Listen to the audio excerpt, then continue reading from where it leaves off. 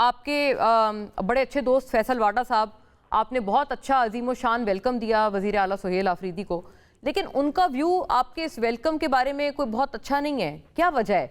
वो कहते हैं फैसल वाडा साहब के सूबा सिंध की रीत और रिवायत, वो तस्वीर उन्होंने लगाई है, ट्वीट कर रहे हैं, के हिसाब से सूबा सिंध की रीत और रिवायत के हिसाब से मेहमान नवाजी आने वाले को सबसे पहले टोपी, मतलब टोपी पहनाई जाती है। ये मतलब टोपी पहनाने के मुतरादिफ इसको लिया गया है, वो जो मुहावरतन कहते हैं ना किसी को टोपी पहना दी है। क्या वजह है ये? मतलब इसको पॉजिटिवली नहीं देखा जा रहा है, आप लोग बड़ा जबकि वेलकम वगैरह कर रहे हैं।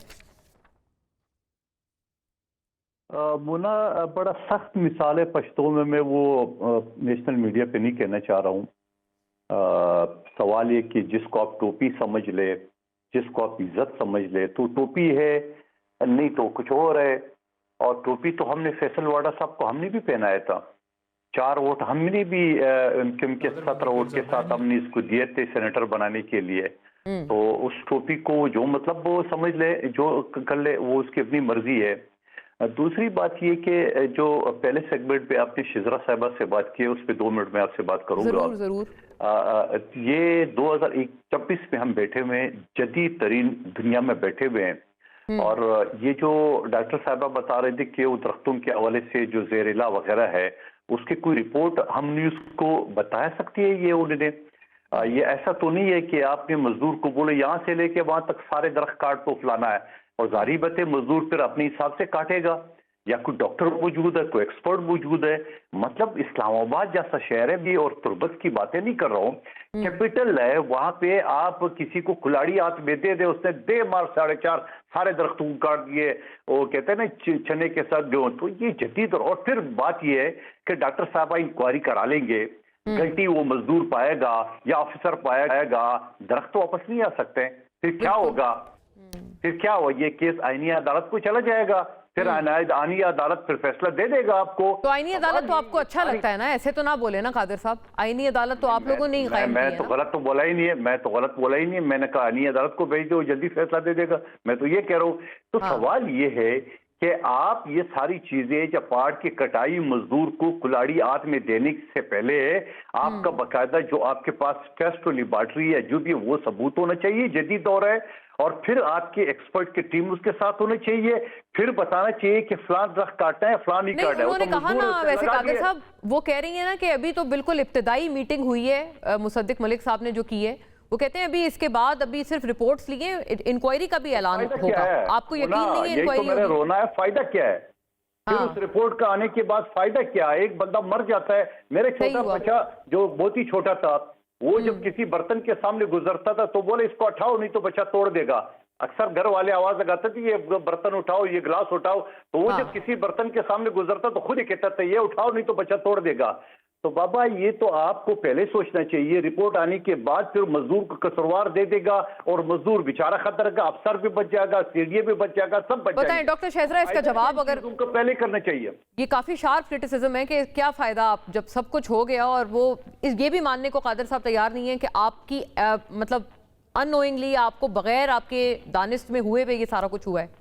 और ख्वाजा साद रफीक ने जो बात की उसको दे दो शोकाज, आपके पार्टी के रहनुमा है कि आपने बगैर किससे कर दिया, अभी तो सब कुछ सही है, फर्स्ट क्लास है। ये पंजोता साहब ये मैं बात करता तो उनको बुरी लगती, तो ख्वाजा आसिफ उनका, ख्वाजा साद रफीक उनका अपना रहनुमा है, उनको दे दे शोकाज। आपने कैसे बात कर ली, साबित कर ली, तो आप पार्टी से निकाल दो उसको।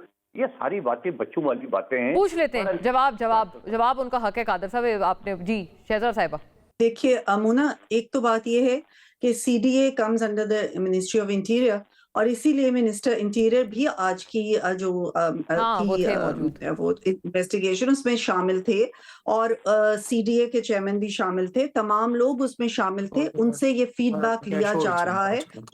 आई agree with Qadir Mandokhel sahab actually कि दरख्त अगर हेल्दी दरख्त काट दिए गए हैं तो उसमें ये कहना कि इसमें सीडीए का कसूर है, इसका कसूर है, उसका, आई थिंक हेल्दी दरख्त कटना जो है दैट्स अ क्रिमिनल एक्ट, और ये देखना चाहिए कि इसके लिए कौन रिस्पॉन्सिबल है। इसलिए मैं इन चीजों के अंदर personally I also feel very strongly about it. So criticism for the sake of criticism हम ना करें। भाई कादिर साहब, इंटीरियर मिनिस्ट्री के अंडर आती है सीडीए, ये तो बात उनकी गलत नहीं है। वो मोहसिन नकवी साहब तो आपसे ज्यादा क्लोज है ना आपकी पार्टी की लीडरशिप से, आप उनको शिकायत लगाएं क्या हो रहा है? मुना मुना मैं जिस कमेटी का हिस्सा था इस्लामाबाद में नेशनल असेंबली में, वो आपको याद होगा इस्लामाबाद में वो कौन सा 9 पार्क जिसमें ये रेप का केस हुआ था, उस कमेटी में जब सीडीए के चेयरमैन आया था और आईजी इस्लामाबाद आया था, तो सीडीए के चेयरमैन ने ये रिपोर्ट दी कि दीवारें जो ना पीछे से टूटी हुई थी, और आईजी ने ये रिपोर्ट दी है कि चूंकि हमारे अमला तैनात थी गेट पे, यहाँ से कोई मुलजिम अंदर नहीं गया। हाँ। तो मैंने सवाल उठाया, इसका मुझे याद है उसका क्लास नंबर 4 था, तो मैंने कहा सीडीए के चेयरमैन को बोला, मैंने कहा इसका मतलब ये है कि आप कहते हैं, आईजी को मैंने बोला, मैंने कहा इसका मतलब आप ये कहते हैं कि ये सीडीए का कसूर है, पास पीछे से टूटा हुआ था, मुल्जिमान पीछे से आए थे, हमारी सिक्योरिटी आगे थे, हमारा कोई कसूर नहीं। आपके जाहिर इंटीरियर मिनिस्ट्री के अंडर था, तब तो वजीर दाखिला उस वक्त वो शेख रशीद थे। होगा, मैं आपको जो मिसाल दे रहा हूँ, आखिर वो मुना यही होगा।